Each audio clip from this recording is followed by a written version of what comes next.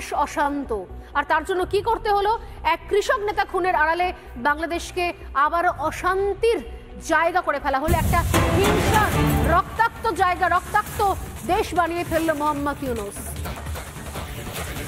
বাংলাদেশে ফের হিন্দুদের ওপর ভয়ঙ্কর আক্রমণ। এর আগে প্রথম দীর্ঘদিন ধরে বাংলাদেশে হিন্দুদের ওপর আক্রমণ নিয়ে রিপাবলিক বাংলা টানা শো করে গেছে। আমি টানা সোজাসুজি স্বর্ণালীতে দেখিয়েছি সেখানে কি পরিণতি। এখনো পর্যন্ত বছরও ঘুরলো না, আবারও সেই কয়েক মাস, 7 মাস 8 মাস আগের বিভীষিকা আবার ফিরে এলো বাংলাদেশে। বাংলাদেশে হিন্দুদের ওপর আবারও অত্যাচার, আবারও 6-7 মাস আগের সেই বিভীষিকা আরও একবার যেন রিপিট টেলিকাস্ট হচ্ছে।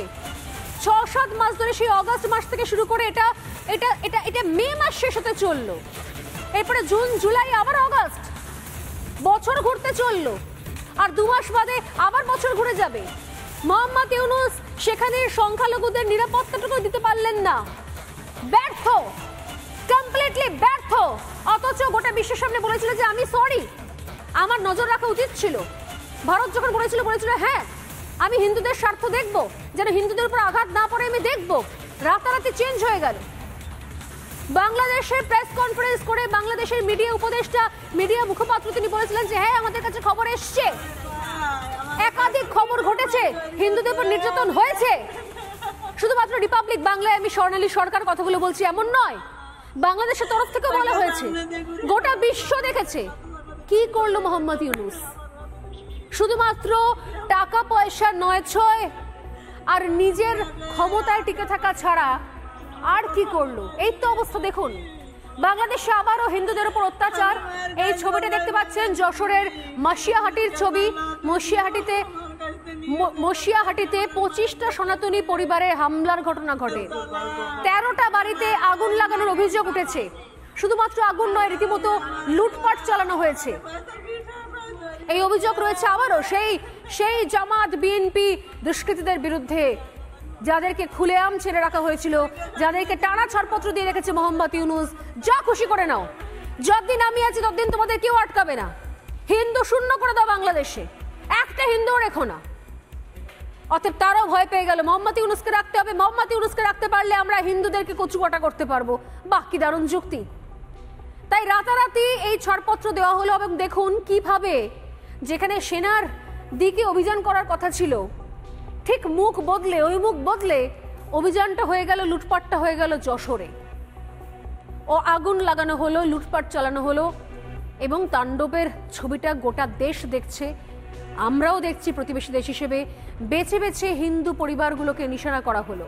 এর মধ্যে মতুয়া সম্প্রদায়ের অনেকে ছিলেন, তাদের অনুষ্ঠান চলছিল বাড়িতে। মতুয়া সম্প্রদায়ের অনুষ্ঠানের মাঝখানেই হামলার ঘটনা ঘটলো। প্রায় 500 মানুষের খাবার যেখানে রান্না করা হয়েছিল, 500 মানুষ খেত তাদের দুমুঠো খাবার, সেই খাবার পর্যন্ত নষ্ট করে দেয় এই জঙ্গিরা, এই দুষ্কৃতীরা। এতটাই নির্মম এরা। এই হচ্ছে পরিস্থিতি।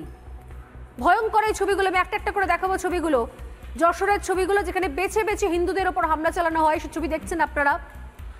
তার সঙ্গে শুনতে পাবেন কান পাতলে শুনতে পাবেন তাদের হাহাকার, তাদের কান্না।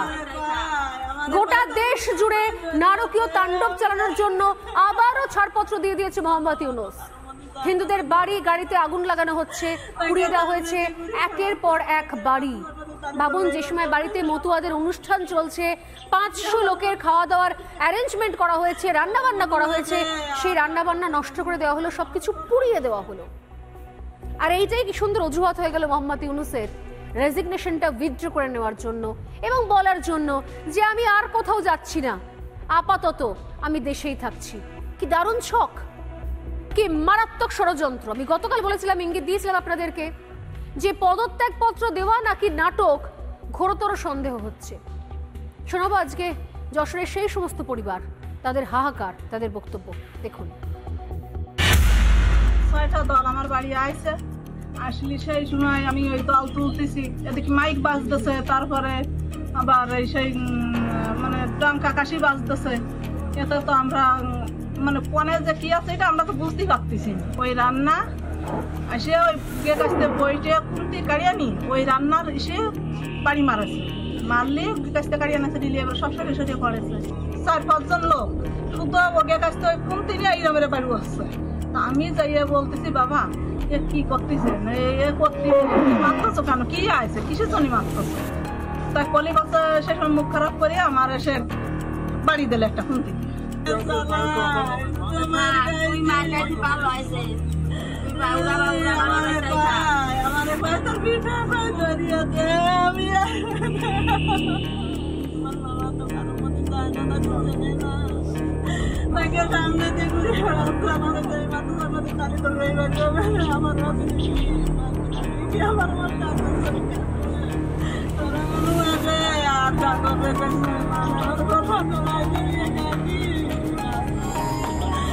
আমি মায়ের খাই জোর গাই মার লাগতে দিবি বিয়ে বুড়ির কাছে লাতে দিও আমার কাছে নিয়ে যাবে তাই আমার মায়ের যেতে